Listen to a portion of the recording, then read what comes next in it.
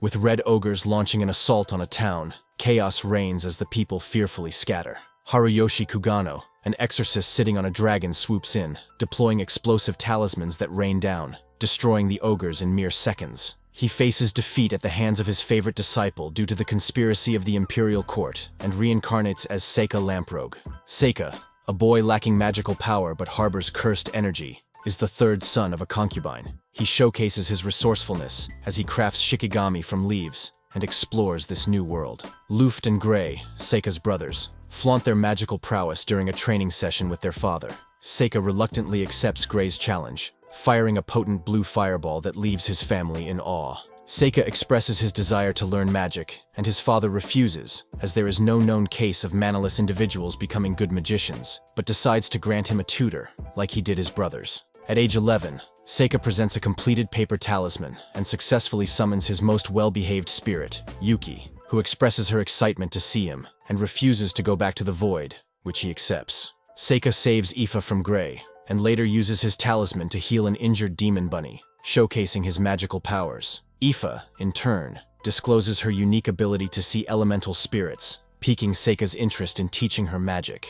On his 12th birthday, just like his previous birthdays, Seika gets no recognition as an illegitimate son. A monster appears, but Seika steps forward to protect Ifa, defeating the beast with a single attack, and they applaud his victory. He waves back at everyone, and he hopes that this will be the start of life he desires. Seika has a feast thrown for him for the first time, and his father applauds him on his accomplishment and offers to reward him. So Seika tells his father he wants to join the Rodnia Academy, with Ifa being his assistant. While initially hesitant, Seika's father accepts after witnessing Ifa's prowess, but Gray refuses, challenging Seika to a duel for the position to go to the academy. While preparing his talisman for his upcoming duel with Gray, Luft visits him apologizing for his attitude towards him, and presents a pen to him asking him to go easy on Gray.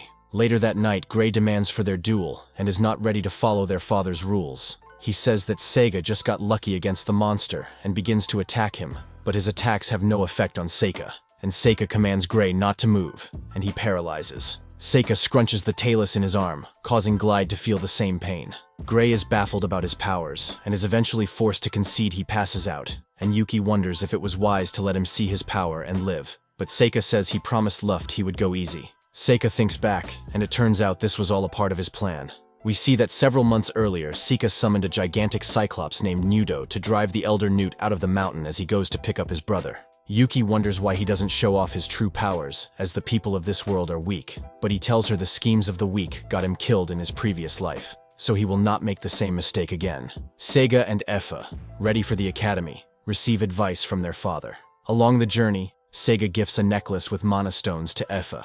Excitement fills them, but Seika experiences motion sickness. Meanwhile, Blaze, recalling 12 years ago, reveals Sekia's Gilbert's son. Gilbert is Blaze's brother and an adventurer who lost contact upon entering the Infernal Lands. Seika's unique black hair and eyes, coupled with his early manifestation of magic, strained his relationship with Luft. Faced with the dilemma of potential good or darkness within Seika, Luft decides to send him to the academy for positive nurturing. Seika and Effa arrive, revealing Seika's lack of mana during registration.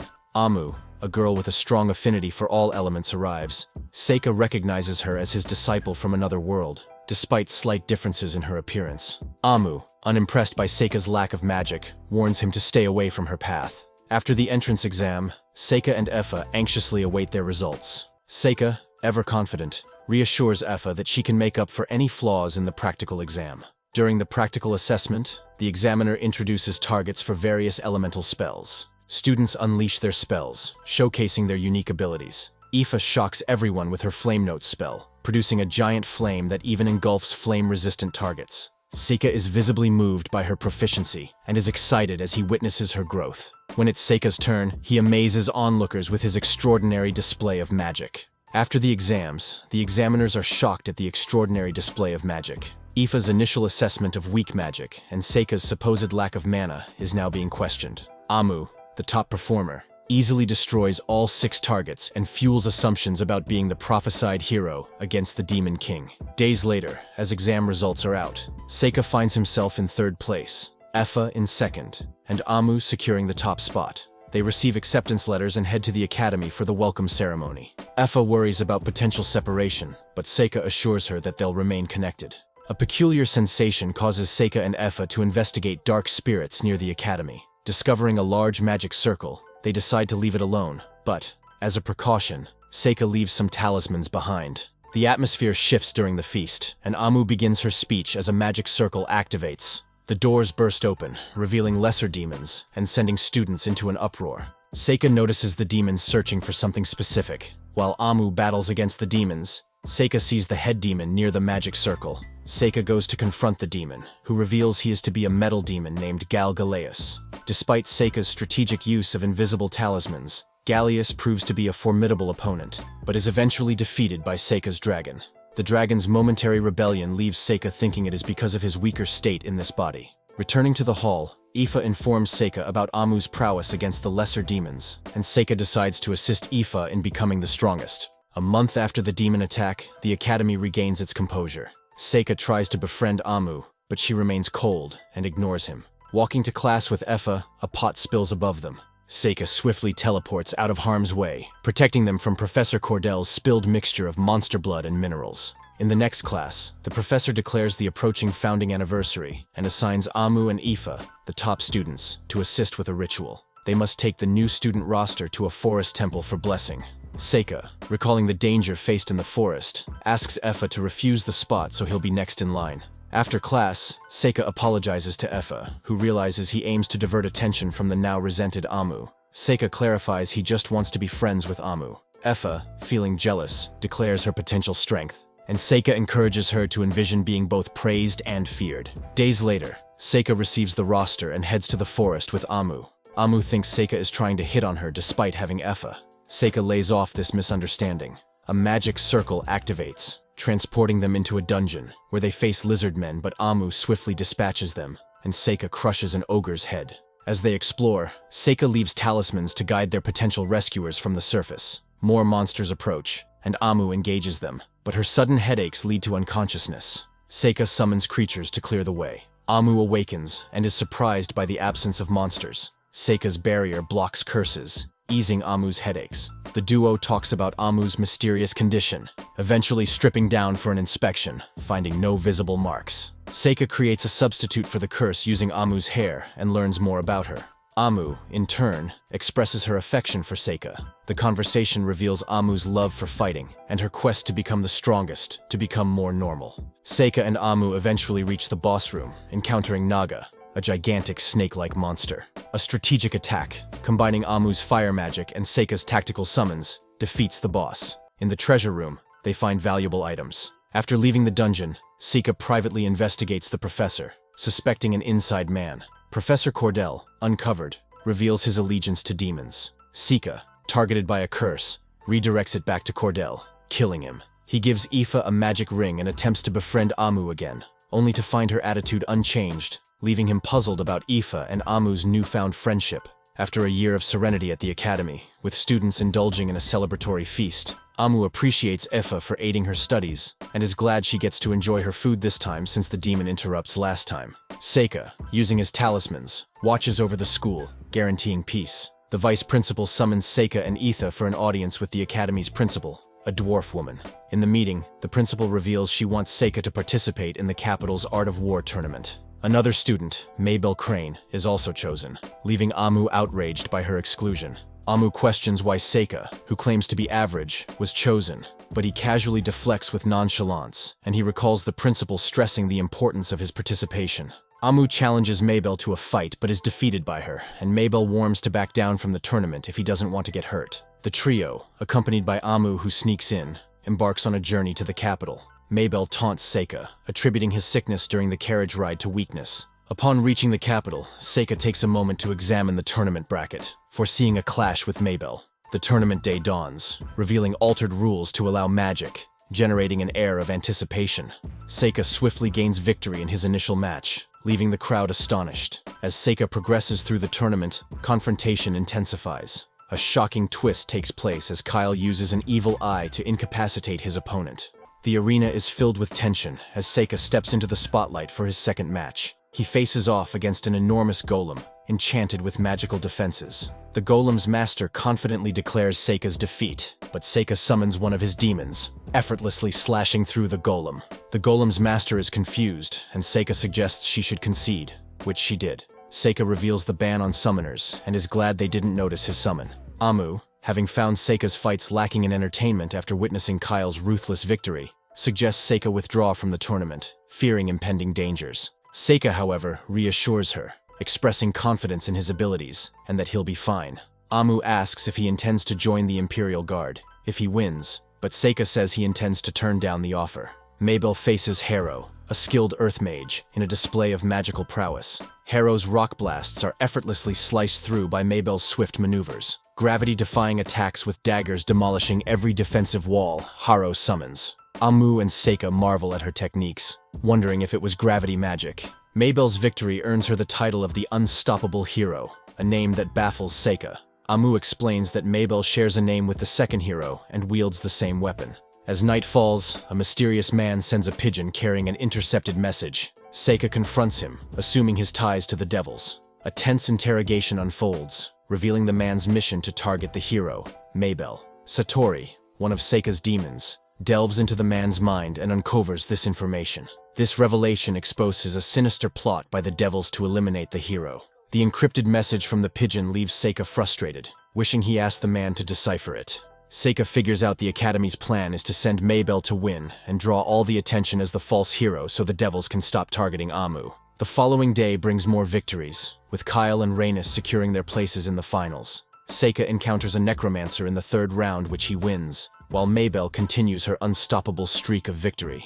As the semi-finals draw near, Mabel confronts Seika, urging him to withdraw, but he refuses. Meanwhile, Kyle and Rhaenys face off against each other, but Kyle wins, advancing him to the finals. Yuki expresses a desire to sleep with Seika and reveals it's been a while since she assumed her human form. Seika senses a disturbance and spots Mabel on the roof using his Shikigami. Mabel launches a fierce attack and Seika attempts to restrain her with a vine spell, but she defends herself. Seika, using his body double talisman, manages to hold her off and tries to communicate with her. Mabel is surprised by Seika's willingness to talk and reveals that her intent was not to kill him, but to break some bones, urging him to withdraw from the fight. Seika reveals that he knows she's a stand-in for Amu. He suggests her mission is to win the tournament, posing as the hero to attract the devil's attention. But she reveals her mission isn't to win the tournament but to be killed by Kyle so that the devils believe the hero died. Mabel reveals the Legrock merchants train skilled children, but the kids eventually face a brutal test where only one is chosen to undergo the operation, and is tasked with killing their 3 friends. Although her mission is to die, Mabel plans to make it to the finals to get revenge on Kyle, who killed her brother. But Seika deduces that Kyle is her brother, pointing out that her hair is dyed and their eyes are similar. Mabel confirms it, sharing the story of her brother's transformation and expressing her intent to put him to rest. Despite her mission to die, Seika pledges to protect her and asks her to go back to the academy. The next day, during the semi-final match, Mabel reveals a gigantic battle axe. She says she's done pretending to be the hero, dismissing Seika's chances of winning against her. The fight begins, showcasing Mabel's real power, but Seika surprises her with his tactics, and ultimately, Seika is declared the winner. After the victory, Seika reassures Mabel and tells her to leave Kyle to him. The finals are up next, and Seika faces Kyle. The fight takes a dark turn as Kyle activates his eye, but Seika summons a red mist to cover the field. Their intense battle progresses, revealing the extent of their powers. Seika wins the tournament, but the victory is bittersweet as Kyle's final message is passed on. Seika decides to give Kyle a proper burial, earning Mabel's gratitude. Returning to the academy, Seika meets with the principal. She admits that she sent him to the tournament to save Mabel, because she pitied her. Seika questions her plans if he had lost, but the principal, confident in gauging strength, reveals her age of over 300 years. Ensuring Mabel's safety, the principal assigns Seika to tutor her through this new life. Later, with the crew, Seika notices Mabel's hair is back to its original color. Attempting to sneak away, Mabel is confronted by Seika, who insists on tutoring her. Tearfully, she pleads for help, but Effa reveals that Seika is being tolerant, leaving Mabel dumbfounded. Summer break is just around the corner, and Amu wonders how the others will spend it. Seika reveals he's been asked to investigate dragons in the country of Astelia. Amu asks to tag along, but Seika reminds her that her parents are expecting her. Mabel, with no plans, also asks to join, but Seika advises her to catch up on her studies. He invites Aoife to join him, and she quickly agrees. Two unexpected visitors, Cecilio, the first prince of Estilia, and his elves attendant Lise, enter the hall. Cecilio is immediately drawn to Aoife, asking her to join his harem. Shocked, they explain that Aoife is Seika's servant. After a private conversation, Cecilio explains the dragon investigation. Legends say the dragon, initially hatched by the royal family, has recently become aggressive. Later, Amu and Mabel confront Seika, worried about Aoife being handed over to the prince, but Seika thinks it might be a good opportunity for her. 2 days later, they join the prince's caravan, with Seika struggling during the ride. They embark on a journey, and 9 days later, they reach the capital of Estilia. The dragon's presence instills fear among the people, affecting the trade. The dragon suddenly appears, and a spell is chanted, summoning an impressive lava tiger. The tiger charges at Aoife, but is stopped by Seika. Cecilio reveals that he hired mercenaries, led by Zek, to hunt the dragon. Seika disagrees, claiming it's impossible for Zek's lava tiger to kill the dragon. Despite the disagreement, Cecilio is determined to proceed with his decision. After a heated encounter with Zek, they return to the carriage. Seika reprimands Aoife for not defending herself, emphasizing the importance of being able to protect herself. The next day, they visit the library to learn more about dragons. Seika learns of a similar incident from a few hundred years ago. The queen hatched the dragon, and it lived peacefully until another dragon arrived. The situation escalated after 50 years, because they had a child and became hostile. Eager to understand the dragon's behavior, Seika decides to go up the mountain. Amu and Mabel worry about the risks, but Seika is confident. That night, Aoife visits Seika, torn about the prince's advances. Seika reassures her, and they spend the night together. In the morning, Aoife is gone, leaving a tearful note. Yuki appears, expressing concern for Aoife's feelings. Seika confronts the prince about his advances and learns about the prince's attraction to Aoife. Seika refuses the prince's proposal, but states that if Aoife is willing, he won't stand in their way. Seika says farewell to Aoife and heads up the mountain to confront the dragon. Aoife returns to her room, and Lise approaches her to talk about the abundant mana in the land. Lise, who can see spirits around Aoife, says that she might be a descendant of the elves. She tries to convince Aoife to join the harem, but Aoife's thoughts are consumed by Seika. Lise asks if Aoife is content being a slave, pointing at Seika's mysterious nature and his ability to repel spirits like demons. Despite growing up with Seika and believing him to be human, Lise points out that Aoife doesn't know about his mother, who might have been a demon. Aoife insists on believing in Seika, causing Lise to show her around the harem. Contrary to expectations, the harem is more like a school, training future leaders for the kingdom. Seika meets the dragon on the mountain, and it breathes fire on him, but Seika blocks it with his barrier. Seika teleports away from the dragon's dive and summons a demon with a scream that incapacitates the dragon. Creating a fireproof net, Seika binds the dragon and discovers an egg in the nest. Back at the academy, Aoife is brought to see the prince. Groot examines Aoife, factoring in her education and magical abilities, and determines her worth. The prince agrees to buy her freedom, presenting a large bag of gold. Despite Aoife's refusal, the prince insists, even suggesting he might abolish slavery to force Seika to sell her. As they prepare to take Aoife's fingerprint, the dragon arises, destroying the barrier. Seika arrives, apologizes for his entrance, and explains the situation with the dragon. Seika asks for Aoife's help, and they fly away to the dragon's nest. However, they are attacked by Zek's lava tiger. Seika stops the tiger, and a confrontation with Zek reveals his deceitful plans. Seika uses his powerful White Inferno attack to defeat Zek and his men. He praises Aoife for her courage and reports to the prince about Zek's deception. The prince, reluctant to follow Seika's advice of hatching the dragon's egg, asks Seika to slay the dragon. Seika declines, and the prince accuses him of magically influencing the dragon. The prince declares Aoife free but calls Seika dangerous. Lise intervenes, asking Aoife's opinion, and Aoife chooses to stay with Seika. The guards stand down, and Lise gives Aoife a rare light spirit for healing. As they head back to the academy, Aoife thinks about her feelings for Seika. Lise wishes her luck, comparing her to an elven princess. As they return to the academy, Seika wonders what kind of guy Aoife is into, and she describes someone smart, strong, kind, and a bit of a loner. Seika thinks she might be too picky, but Aoife believes she won't have trouble finding such a guy. Later, we see a group of devils fighting against monsters. They are on a mission to find and kill the hero. Seika tells Amu that he wants her to meet his family. Aoife initially thinks Seika wants to be with Amu, but Seika clarifies that he's going home during the break, and his father wants to meet the mage skilled in every element. Amu agrees, and Seika invites Aoife to come along. When alone with Yuki, Seika expresses reluctance about going home.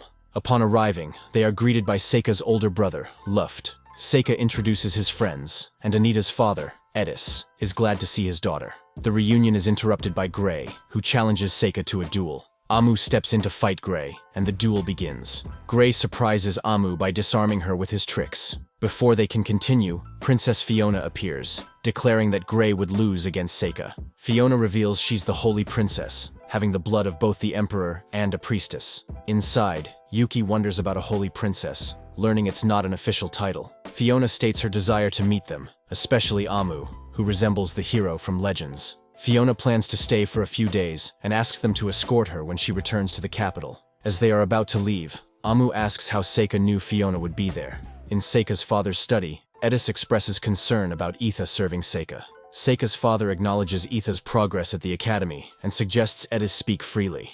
At dinner, Fiona talks about being reincarnated, but Seika changes the topic. His parents commend him on his dragon investigation, surprising Seika, who's used to being ignored by his mother. Amu visits Seika's room, and they discuss their plans after graduation. Seika recalls their promise to go adventuring together and decides to become an adventurer. Amu is surprised at how seriously Seika is taking the promise, but is glad they can stick together. The next day, Seika shows Princess Fiona around the town. While exploring, Gray and Amu display their magical abilities during a potential accident. Seika thanks them, but Fiona is upset he didn't interfere. Seika gets Fiona a gift and helps her put it on. Later, he sees Gray training hard and learns from Gray that Fiona has the ability to see the future due to her mother being an oracle. Gray warns Seika not to get in her way. The next day, Princess Fiona looks for Seika, but he avoids her using his talismans. Yuki asks how her ability to see the future works, comparing it to Seika's divination skill. Seika clarifies that her ability is entirely different, and as Amu walks by,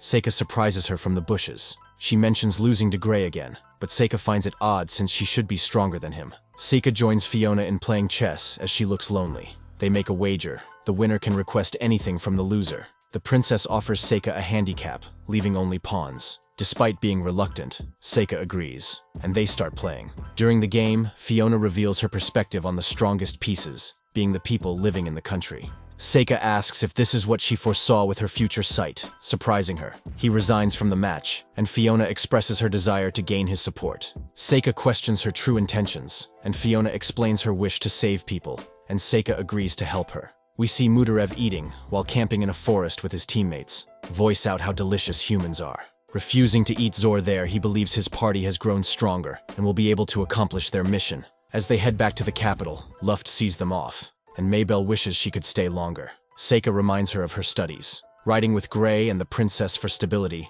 Seika surprises Gray with his motion sickness. Suddenly, there's an explosion, but it's revealed to be a decoy carriage. Bandits attack the caravan, and Seika defends against their arrows and magic. Gray and his men join the fight, and the princess requests the bandits be taken alive. Seika uses his vines to restrain them instantly. The princess thanks him, and Seika asks if she knows who is after her. She has many enemies but is unsure of the specific attacker. Seika worries about the bandits being dangerous, but the princess assures him that they won't misbehave because they expect reinforcements. She reveals they already predicted this and prepared spare carriages to take them back to the capital for interrogation. Seika expresses concern about their potential danger, but the princess says their reinforcements won't come. Meanwhile, we see Zor and the rest of his party head toward the capital, determined to succeed in their mission of killing the hero. Seika is asked by the principal to give a welcome speech to the new students, and reluctantly accepts the request. Yuki questions the safety of standing out, but Seika reassures her it's not a big deal, and expresses confidence in his ability to easily defeat the upcoming threats. Outside the city, demons led by Zor plan to attack the students. Although he notes that there are no Imperial guards or high-level adventurers to be worried about, he senses something that makes him uneasy, but explains the plan to the others, saying they will split up and drive all the students toward the center building and then kill everyone, causing a commotion until the hero appears. They teleport in, but encounter a mysterious red mist. As they try to execute their plan, strange things occur. Roni notices a student running by, and Lonnie sends his wolves after him. They chase them into the mist. But after a while, Roni thinks something is wrong, and he calls his wolves back, and they end up bringing him something odd from the mist. Maybelle fights Ogre King Mudarev, and later Seika confronts the demons, revealing what they faced in the mist was Shikigami, except Mudarev, who faced Maybelle. He easily cuts off Mudarev's head with his talisman and defeats Perseria and Roni by summoning a white snake. Zor panics, realizing Seika's strength and that he is the true Demon King.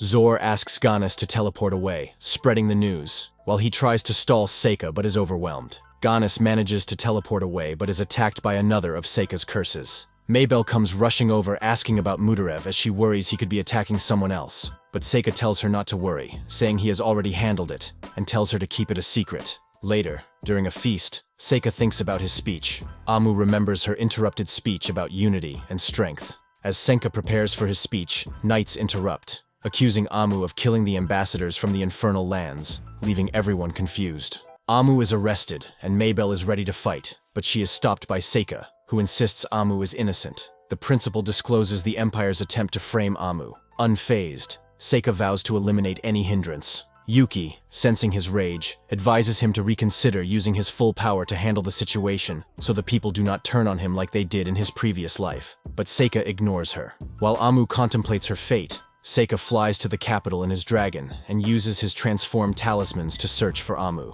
He descends, unimpressed with castle security. Guards confront him, shooting arrows against his magnetic cloud but to no avail. Eventually, Seika's white inferno defeats his opposition, so he reaches Amu, freeing her from captivity. Amu worries about the consequences, but Seika reveals Amu is the hero. Amu, confused, learns of the hero and Devil King's cyclical reincarnation. Gray attacks, and Seika suggests a duel, but Fiona, seeking dialogue, explains the outdated hero-devil conflict. She believes Amu's existence could ignite a war. Seika ponders letting Amu be sacrificed for peace, but Fiona claims she aims to save her. The princess guides them outside the palace and offers a carriage to take them to the free city of Lakana. Amu thanks the princess for the cloak because she visited when she was locked up. As they part ways, Seika feels bad for not keeping his promise, so he decides to make up for it by reviving everyone he killed. The princess is shocked by this ruined cover story, but acknowledges Seika's good intentions. Seika and Amu leave the capital, while they consider Maybell and Effa, worrying about them. The princess sends a letter explaining the situation to Maybell and Effa. Seika and Amu reunite with Maybell and Effa in the Free City, sparking a joyous reunion.